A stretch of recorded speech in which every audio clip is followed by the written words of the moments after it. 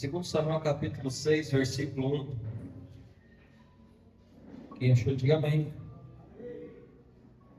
A palavra do Senhor diz da seguinte forma: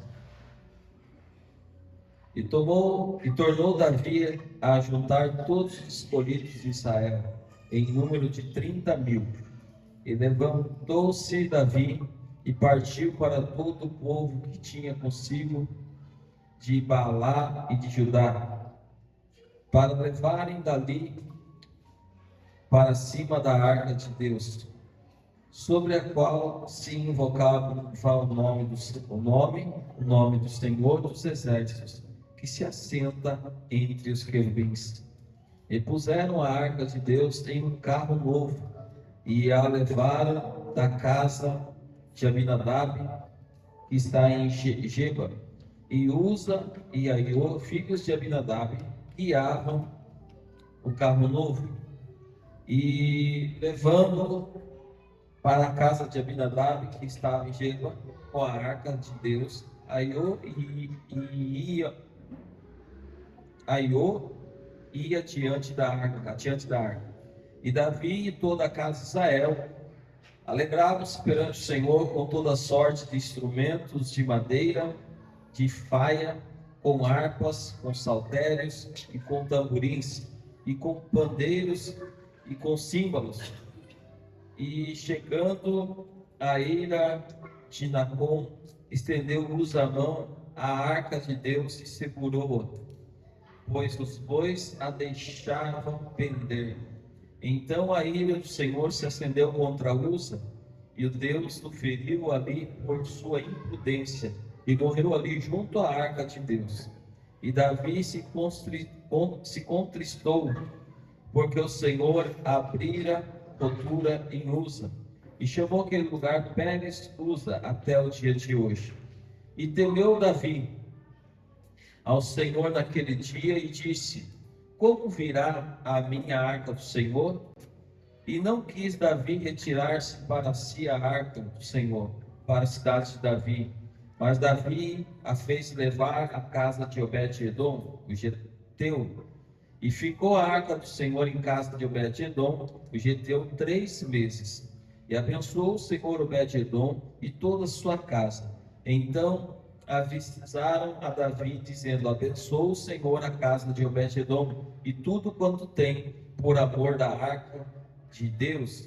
Foi, pois, Davi e trouxe a arca de Deus para cima da casa de Obed-edom, a cidade de Davi, com alegria. E sucedeu que quando os que levavam a arca do Senhor tinham dado 6 passos, sacrificava ele, pois, carneiros cevados. E Davi saltava com todas as suas forças diante do Senhor. E estava Davi cingido de um éfode de linho. Assim subindo, levavam Davi e a todo Israel a arca do Senhor, com júbilo ao som de trombetas. E sucedeu que, entrando a arca do Senhor na cidade de Davi, Mical, filha de Saul, estava olhando pela janela, e vendo o rei Davi, que ia bailando, saltando diante do Senhor, o desprezou no seu coração. Introduzindo a arca do Senhor, puseram no seu lugar que tenha na tenda que Davi lhe armara, e ofereceu Davi holocaustos de ofertas pacíficas perante o Senhor.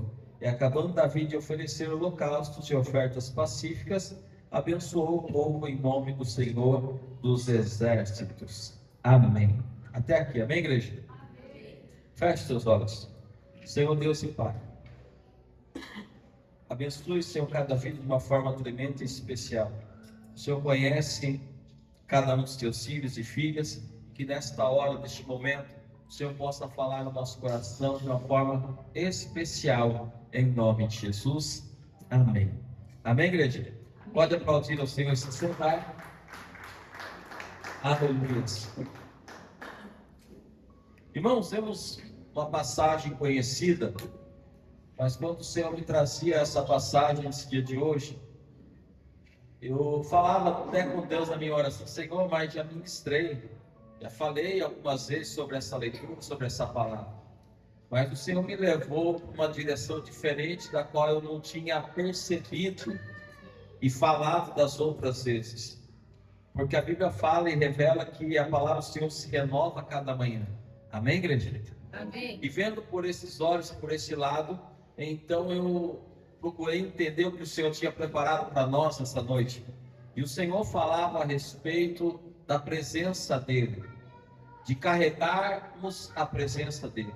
Aqui a Bíblia está falando no Velho Testamento, no Antigo Testamento, a respeito da maneira que carregavam a presença de Deus no passado.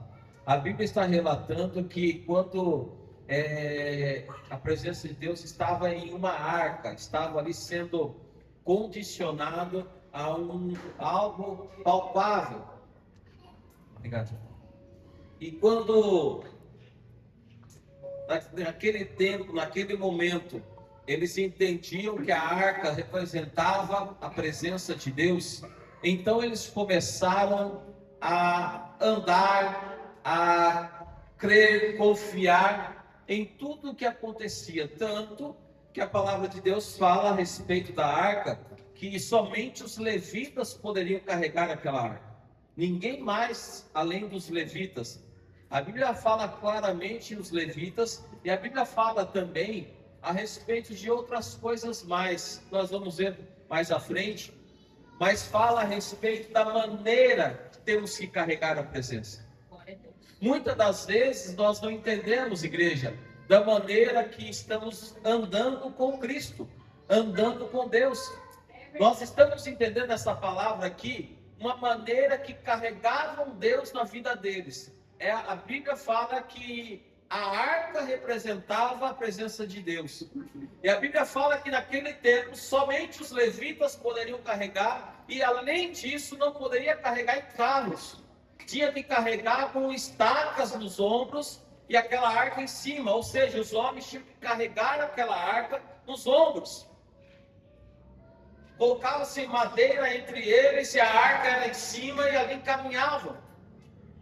Mas aqui a Bíblia fala que eles construíram um carro novo. Pastor, mas o que o senhor quer chegar? Aonde o senhor quer chegar? O Senhor transmitia essa mensagem no meu coração nesse dia de hoje, falando da seguinte forma: tem muita gente que aparentemente está andando com a presença, está até segurando na arca, está até na igreja, mas quando se trata de santidade, quando se trata de estar realmente de corpo, alma e espírito, não está. Só está de corpo, mas na alma não está. E daí, o que vem a palavra pegar mais, porque nós não estamos vivendo no Antigo Testamento. Nós não estamos vivendo mais no tempo da lei. Estamos vivendo no tempo da graça. Porque se estivéssemos vivendo o tempo da lei até nos dias de hoje, acredito que uma boa parte de nós já estaríamos mortos, da maneira que caminhamos com Cristo.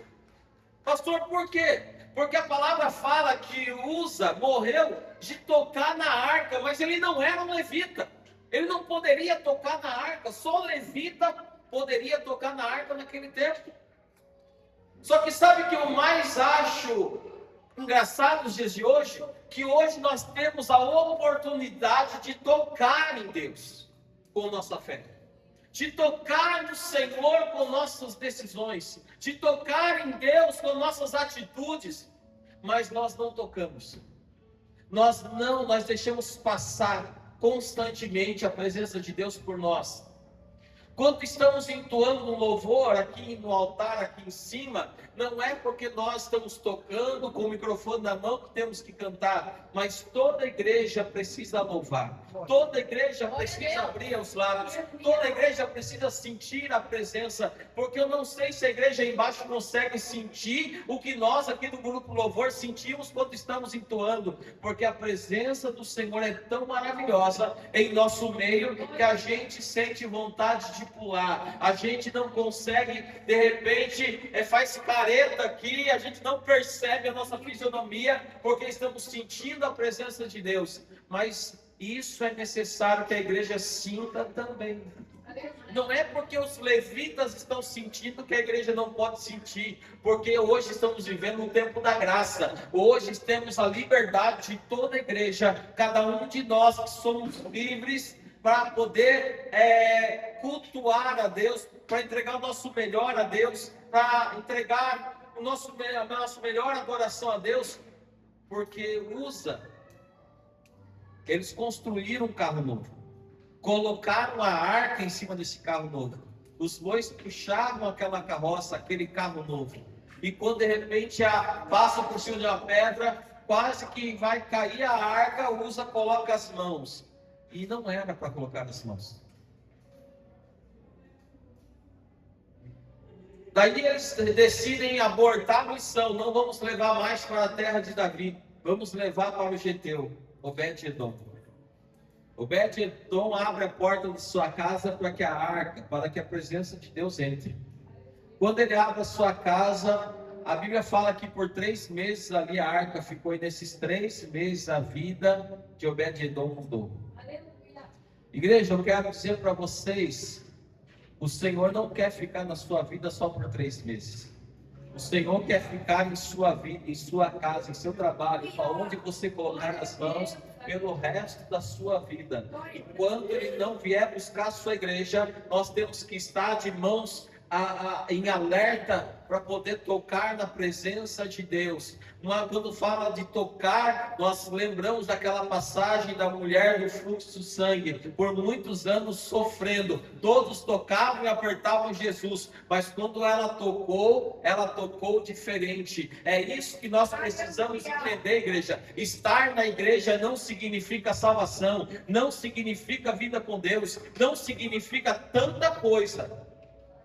Mas se você estiver como um adorador, um verdadeiro adorador, pastor, mas a luta está grande lá em casa, mas seja um adorador. Pastor, o problema está grande no trabalho, mas seja um adorador. Em tudo dai glória, na casa, no trabalho, na rua, onde você estiver. Quando nós entendemos isso, igreja, nós vamos começar a passar por montanhas, como se fosse uma planície só. Vamos passar por lugares que você olharia e de repente você falaria, é um mar de água na minha frente, como eu vou passar para o outro lado? E quando você colocar os seus pés, pode até molhar o seu pé, mas não vai se afogar, você vai passar por cima das águas. Aleluia. Pastor, por que o senhor está falando isso? Porque é a fé que remove montanha, não é o pastor Leandro, é você, a sua fé. Não é o pastor Rony. Nós temos aqui a missão de trazer uma palavra para a igreja, para edificar a nossa fé. Essa fé a qual você precisa usar a sua. Eu uso a minha, mas você usa a sua. Não adianta falar, a gente está aqui para orar, profetizar, determinar e trazer clareza para a igreja a respeito da palavra de Deus. Mas se você não fizer a sua parte em se santificar para carregar a presença de Deus em sua vida, não adianta o pastor orar. Não adianta a irmã no coque orar. O que vai adiantar é a sua permanência com Deus, é a sua caminhada com Deus. E quando você vê que as portas vão começar a abrir na tua vida, porque você está buscando, não estou dizendo aqui que do dia para a noite você vai ser santo, a asinha vai brotar nas costas, vai crescer e você vai voar. Não, é diariamente você vai buscar a sua santidade. Porque a hora que você pensar em fazer algo que você sabe que entristece a Deus, porque esse sentimento de culpa vem em nós, quando a gente vai fazer algo de errado. Sim ou não? A gente pode até pensar, não vou aproveitar da situação, não. Se o sentimento de culpa falar assim, não é certo, pare por aí na hora. Porque é Deus te mostrando, isso não é para você. Mas quando você está enquadrado dentro da palavra de Deus, você vai começar a viver como Obed-edom viveu. A Bíblia fala que as finanças dele mudaram, que a família dele cresceu, que tudo que ele colocava as mãos abençoado era. Por quê, pastor? Porque a presença de Deus estava na casa, estava na vida. Ele não precisava simplesmente tocar com as mãos, mas ele tocava com a sua oração, com a sua santificação, com a sua busca, com a sua permanência, com o seu cuidado em tratar com a palavra de Deus. Quando ele entende isso, e a presença de Deus vem para a casa dele, ele começa então a ter a clareza de que o que pode mudar a vida dele está dentro da casa dele. Você está entendendo que quando você sair daqui na noite de hoje, Deus não fica aqui, Ele precisa ir com você? Sim. Você está entendendo que não é de quinta e domingo que Deus vai falar com você, é todo dia, toda hora, todo momento, é aqui na sua casa, no seu trabalho, com perdão da palavra, é lá no banheiro, quando você estiver sentado falando sobre necessidade, Deus também fala com você. Em qualquer situação, pastor, mas que coisa feia é essa? Não, irmãos, é a realidade. Você não conversa, às vezes por WhatsApp no banheiro, lá na sua casa, converse com Deus. Eu louvo a Deus, eu converso com Deus andando de moto. Às vezes a pessoa olha para mim e parece que é meio louco, é só meio, não, inteiro. Porque a presença do Senhor, ela vem até nós, irmãos, a gente não tem que se envergonhar daquilo que carregamos. Ou se envergonhamos ainda de carregar a presença de Deus, de repente é porque tem algo errado ainda. A Bíblia fala que Deus abençoou, o Senhor abençoou a Obed-Edom em toda a sua casa. Houve prosperidade, houve paz sobre a família, houve um crescimento em favor de Deus. A presença de Deus trouxe vida e alegria ao lar de Obed-Edom. A bênção foi tão evidente, tão grande, que chegou aos ouvidos de Davi. Depois de 3 meses, falou assim: olha, sabe a arca que deixamos lá na casa de Obed-Edom? Está milagre acontecendo. Todo mundo está sabendo o que está acontecendo lá. A bênção está grande. Davi falou assim: então Deus está se alegrando, vamos buscar a arca. A Bíblia fala que ele se corrigiu. Eles foram buscar a arca e diz que eles davam 6 passos e paravam para sacrificar, fazer sacrifícios a Deus. Ou seja, eles entenderam a forma correta de carregar a presença. O carregar a presença de Deus hoje não é um sacrifício de matar animais. O carregar a presença de Deus hoje é um sacrifício, às vezes, nosso, de renegar o que o mundo oferece para nós. O que você tem rejeitado no seu trabalho, rejeitado na tua casa, rejeitado no seu dia a dia, é o que faz você sacrificar a sua carne, a sua vida em favor a Deus. É esse sacrifício que Deus quer de nós. Não que a gente tem que fazer ou deixar de fazer. É isso, é você que é entre você e Deus. Eu poderia estar aqui hoje de terno, gravata e falando bonito para vocês aqui, mas não é a minha roupa que vai fazer vocês subir ao céu, mas é aquilo que eu tenho trazido como uma palavra de decisão para a vida de cada um de vocês, inclusive da minha. Porque não adianta eu falar bonito, mas eu fazer tudo diferente na minha casa, eu fazer tudo diferente no meu trabalho. O problema é a gente ser o que temos que ser em qualquer lugar do mundo.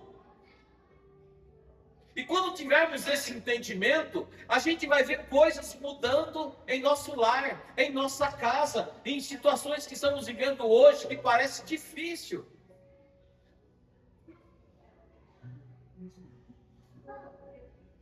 Quando nós entendemos que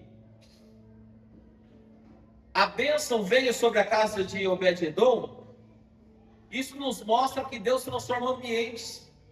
Quais ambientes, pastor? Aqueles a qual você estiver, desde que você esteja enquadrado dentro da presença de Deus. Porque onde você está, o ambiente muda. Porque se Deus está na tua vida, Deus vai estar com você. Deus não abandona a gente. É a gente que abandona Deus. É o homem que abandona Deus. Pastor, mas eu só parei de ir à igreja. Pastor, eu continuo acreditando em Deus. Mas como você continua acreditando em Deus se você não consegue ter uma permanência em ouvir a palavra de Deus? Porque o ouvir é o que faz a gente ser sarado. É o remédio para a nossa alma. Quando você tem uma dor, e ela é uma dor mais tranquila, o que você faz? Farmacinha lá no armário da sua casa. Dor de cabeça, tem vários remédios aí que você toma, sim ou não? A dor pegou, vamos abrir o armário e vamos ver o que eu tenho aqui para tomar. E não é assim? Mas por que quando trata da dor da alma, a gente não anda com Deus? A gente não toma o remédio dos remédios? Por que muitas das vezes, pastor, mas está demorando de sarar. Mas não tem remédio também que você toma a cartela inteira e não resolve a sua dor?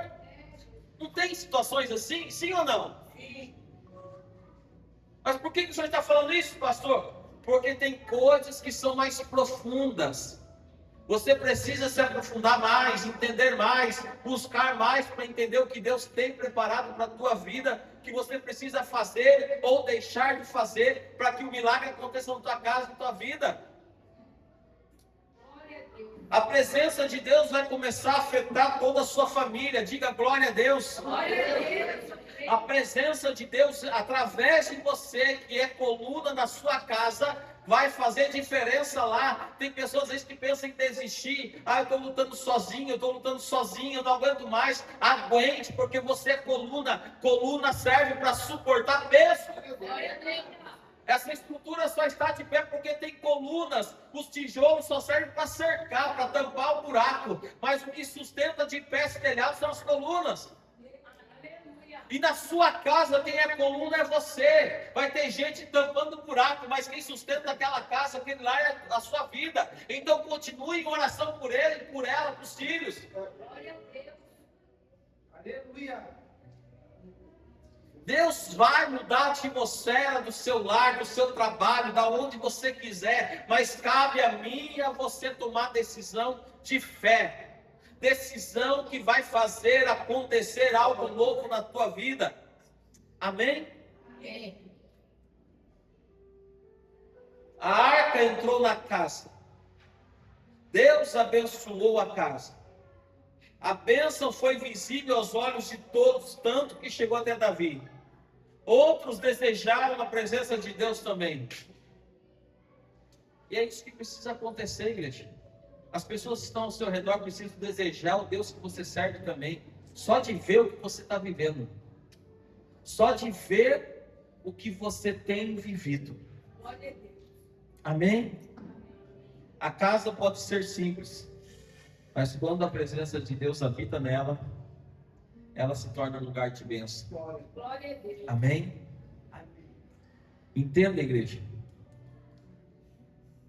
que em tudo na vida tem dois lados, o bom e o mal.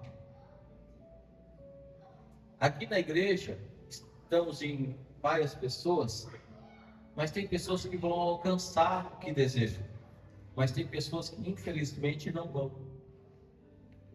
É difícil falar isso, mas pastor, por que não vai? Não vai porque não consegue colocar em prática o que tem ouvido. E isso não depende de mim, depende de vocês. O que depende de mim é quando eu coloco em prática o que eu ouço aqui, o que eu falo aqui também, como o pastor mesmo ministrou aqui quinta-feira, e ele ministrou e tomou posse daquela palavra e alcançou a bênção. Ou seja, o que eu tenho pregado aqui também serve para mim, principalmente para mim.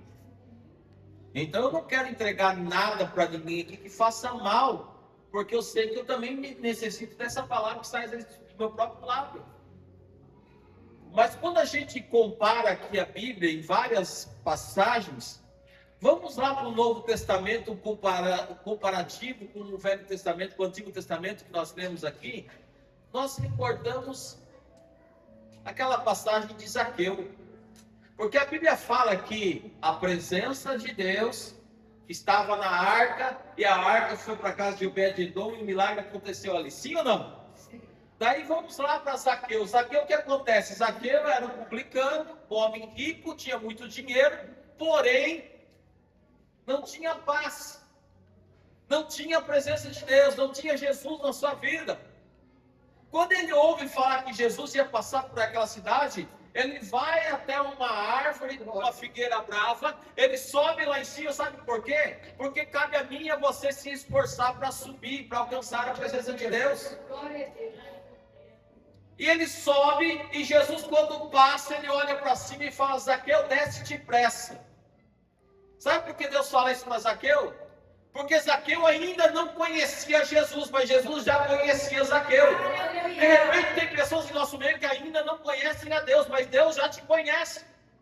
E aí a palavra de Deus vem e fala ao nosso coração que Zaqueu desce depressa, e Deus fala, e Jesus fala assim: olha, hoje me convém pousar em tua casa. E ele disse assim: olha, Senhor, se alguma coisa eu defraudei, roubei, fiz mal contra alguém, hoje eu restituo essa pessoa 4 vezes mais. E Jesus disse: hoje veio salvação a esta casa. Glória a Deus. Pastor, por que isso? Porque não são os nossos olhos que vão ser juízes de outras vidas, mas é o próprio Deus que vai julgar a causa de cada um de nós. Então não depende do problema de ninguém, nós não temos que olhar para o problema de ninguém, nós temos que olhar para Cristo, para que Cristo alcance todos que estão ao nosso redor. E aí a palavra vem e fala que Zaqueu se compadece, se arrepende, e ele fala: se eu defraudei alguém, restituo 4 vezes mais, e eu vou dividir com os pobres, eu vou fazer mais. O Senhor falou: hoje mesmo vem salvação essa casa. Só que tinha muita gente ali ao meio deles, ali murmurando e reclamando: se ele conhecesse realmente quem é Zaqueu, ele não é filho de Deus não, Jesus não é filho de Deus não. Sabe por quê? Porque senão ele ia saber que estava entrando para ser hóspede na casa de um homem pecador. Meu irmão, Jesus veio para buscar o pecador. É isso que a igreja ainda não entendeu. Nós somos falhos e pecadores, mas o Senhor veio para nos resgatar. Se já estamos nesse caminho de resgate de Deus, vamos ajudar Jesus. Não que Jesus precise de ajuda, mas vamos fazer a nossa parte de resgatar aqueles que ainda não tiveram encontro com Jesus. Aí a palavra vem e fala para nós dessa comparação que eu estou falando aqui, de Zaqueu e lá de Obed-Edom, que o milagre aconteceu na casa de Zaqueu. Porque a presença de Deus, que era Jesus, chegou para entrar na casa de Zaqueu. Hoje Jesus quer entrar em nossa casa, para transformar, para nos salvar, para trazer mudança em nossas vidas. Se a gente olhar, fazer um comparativo, porque isso é do ser humano, tá? Muitas vezes nós, seres humanos, se comparamos muito a outras pessoas. Nem todos, mas por algum momento da nossa vida a gente já se comparou. Nossa, mas esse crânio chegou agora na igreja, parece que já está melhor do que eu. Mas fulano parece que não faz nada, nem está envolvido muito com a igreja, parece que vive um milagre e eu não. Tem pessoas que às vezes se pegam nessas comparações bobas, errôneas. Sabe por quê, igreja? Vamos pegar lá no começo da Bíblia, em Gênesis, onde fala de Caim e Abel, 2 irmãos, mesma instrução, mesmos, comparativo. Caim, agricultor, Abel cuidava das ovelhas. 2 irmãos, mas 2 cabeças diferentes. Abel entregava a primícia, o melhor para Deus. Ele era abençoado por isso, porque o Senhor dizia: ele é uma bênção, é abençoado porque ele não se preocupa com o que amanhã vai ter ou não vai ter. Ele está entregando o melhor dele. Mas Caim entregava o que sobrava. Aquela fruta passada, aquele alimento já machucado, feio, ou seja, entregava o que sobrava. Então você vê que a instrução, se eram irmãos, a instrução dos pais eram os mesmos.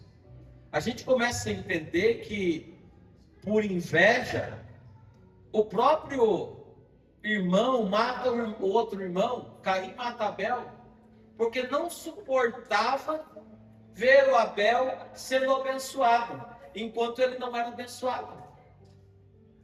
E vamos ser real, até nos dias de hoje, às vezes acontece isso. Tem pessoas que não suportam o irmãozinho, a irmãzinha está melhor do que ele. Até pode ver bem, mas não melhor do que ele, melhor do que ela. E isso precisa acabar no meio da igreja do Senhor. A gente precisa ser claro para viver os milagres de Deus. A gente entende aqui que quando usa, toca na arca, toca na presença, eles já tinham ciência que não era para tocar, porque ele não era levita. Era para ser carregado de uma forma diferente. Eles construíram um carro novo, como se fosse, vamos abafar, vamos fazer melhor, vamos acomodar, facilitar para não carregarmos peso. Não era isso que Deus queria naquele tempo. O que Deus quer ver é o nosso esforço em estar num domingo como esse, na presença dEle. Tem pessoas que quando olham para a televisão, numa quinta-feira, num domingo, preferem ficar em casa, porque o cansaço bate, e bate forte mesmo. Mas se a gente olhar para aquilo que Deus tem preparado para a nossa vida, a gente não fica em casa não, a gente veio adorar a Deus. Glória a Deus. Aleluia. Quando entendemos isso, igreja, a gente começa a viver o sobrenatural. Porque não é a gravata que vai te levar ao céu, é a sua caminhada com Deus.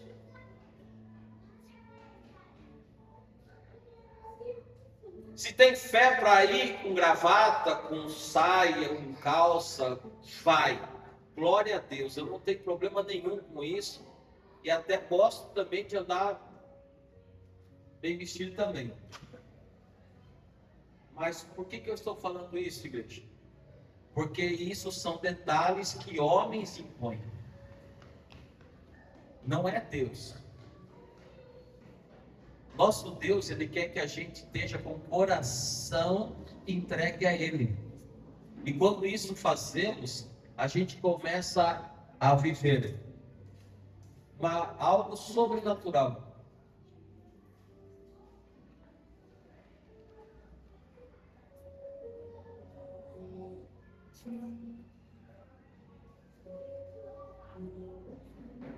Primeiro Crônicas, capítulo 13, também vai falar sobre a arca depositada na casa de Obed-edom.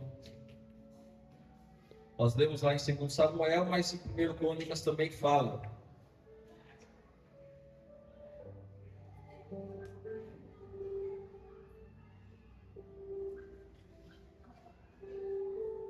No capítulo 13, versículo 10 fala: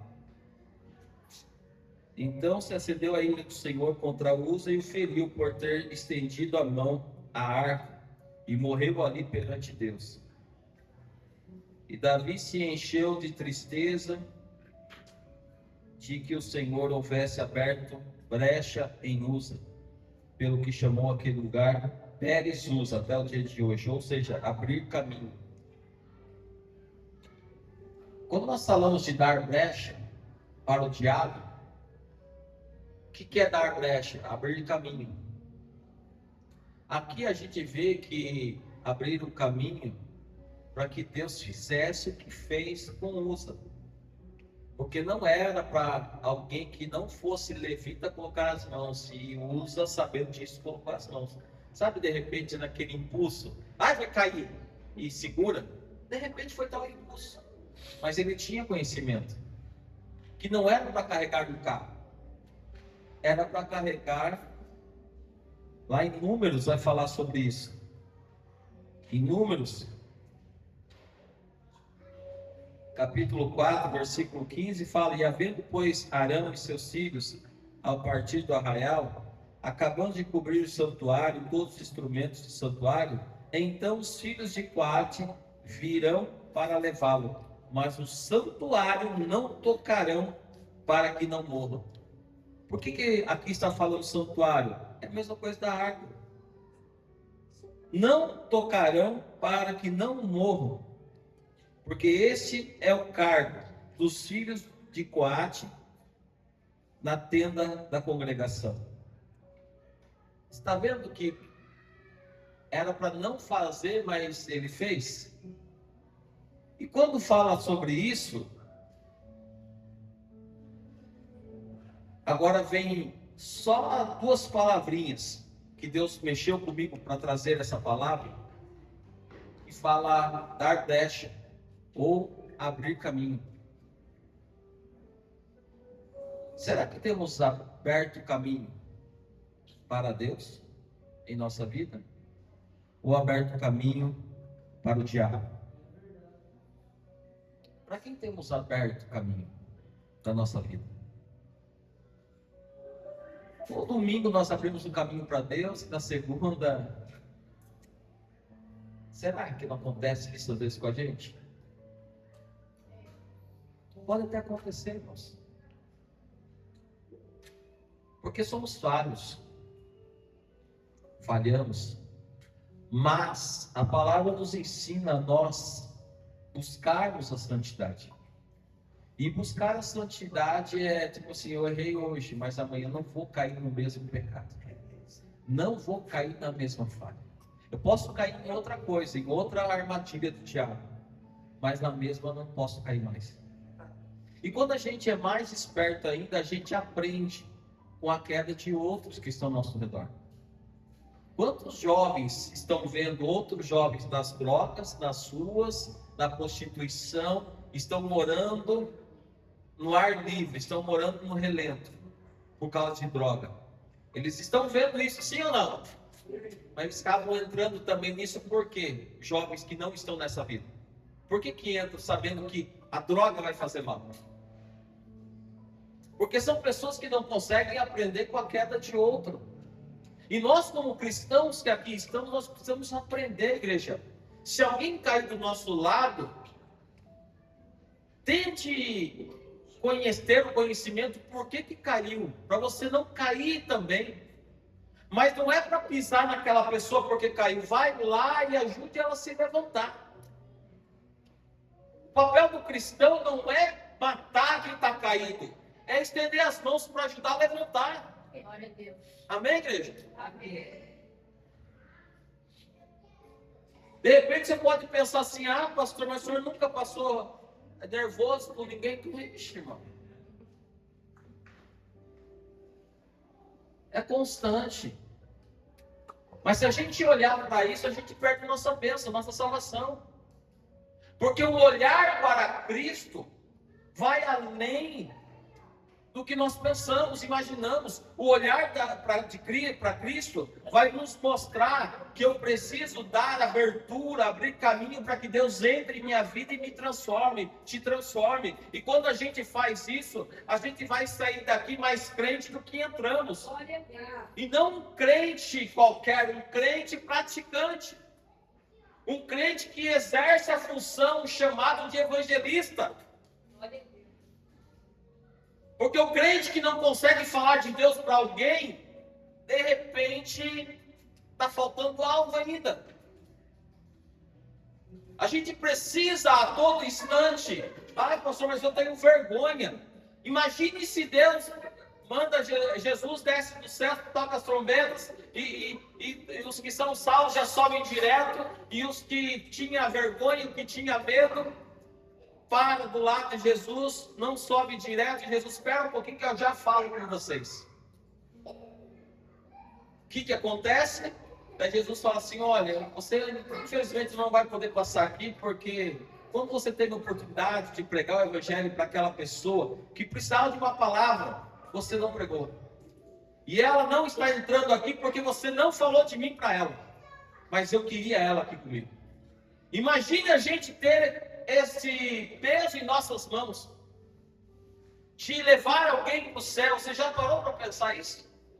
Você acha que é fácil para mim, como pastor, vir nos cultos aqui, abrir essa porta? As irmãs têm aberto, mas modo de dizer, a vir aqui carregar esse peso comigo para que vocês estejam aqui? Não é pelo lado financeiro, é por algo, por uma força muito maior, além de levarmos eu ir e levar vocês ao céu, junto comigo. Se não fosse esse o motivo, não teria por que eu estar à frente dessa obra. Eu poderia estar servindo a Deus em qualquer outro lugar, sentadinho no meu canto e dando glória a Deus. Como muita gente tem enterrado o talento vivendo dessa maneira. Não quero mais problema com a minha vida, vou ficar sentadinho, não quero oportunidades, não quero cantar, não quero praticar, não quero pregar, não quero ficar na porta, não quero ser obreiro, eu quero ficar quietinho. Mas Deus te chamou para não ficar quietinho, Deus te chamou para você fazer. Glória a Deus. Pastor, mas tem 50 membros, 50 pregos, 50 cantos, 50... E daí? Não precisa cantar só em cima do altar, não. Cante na casa, cante no trabalho, cante na rua, cante sozinho, cante... Sozinho não, porque Deus sempre vai estar recebendo. Pastor, por que o senhor está falando isso? Porque precisamos abrir caminho para Deus entrar em nossa vida e entrar na vida de outras pessoas também. Amém? Abra o seu coração. Deixa Deus falar contigo. Deixa o Senhor derramar sobre você a bênção que Ele derramou sobre a casa de Obed-Edom. Que não seja só por 3 meses. Que seja algo até que Ele venha. Glória a Deus. Amém? Porque depois que Ele vier buscar a sua igreja, a gente subir com Ele, lá não vai ter pranto nem ranger de dentes. Lá vai ser o paraíso, a qual Ele preparou, está preparando para cada um de nós. Pastor, mas eu tenho preocupação com meus filhos, com meu marido, com minha esposa, com meus pais. Chega um momento da nossa vida, se a gente já falou, já convidou, e não resolveu nada, o que nós podemos fazer é orar. Orar, orar, orar. A oração é o que faz a misericórdia do Senhor descer até a vida daquela pessoa e tratar de uma maneira diferente com aquela pessoa. Pastor, por que diferente? Porque esses dias eu estava lendo uma passagem que fala que Jesus estava evitando de ir para a Judéia, porque os judeus procuravam matar Jesus. E daí os próprios irmãos de Jesus chegam para Jesus, os irmãos, os irmãos falam assim: Jesus, o senhor não quer ir lá até a Judéia? Vai lá ministrar, pregar, vai lá. Tem que ser mostrado o dom de Deus na sua vida lá na Judéia. Sendo que Jesus estava sendo procurado para ser morto lá. Ou seja, vai ter pessoas, às vezes, de perto, da família. Às vezes não é estranho não, às vezes é mais perto do que você imagina. Que vai estar lutando contra a sua salvação. Tem alguém da minha família, já tem a prima minha aí, e vai saber quem eu estou falando. Que sempre as postagens que a gente fazia da igreja alguma coisa e vinha e cutucava na internet. Falando um monte de baboseira para atacar nos crentes e tal. E eu sofria com aquilo. Dentro de mim eu falo: Senhor, tem misericórdia dessa pessoa. Que um dia, Deus gosta dessas pessoas, sabe? Porque um dia Deus pega elas. E vai, aquilo remoía dentro de mim e eu orava: Senhor, alcance a vida dela. E de repente eu parei de ver as postagens dela, não sei o que aconteceu, que parou. Agora esses dias conversando entramos nesse assunto, pessoas falaram assim: lógico que você não vai ver, eu bloqueei ela.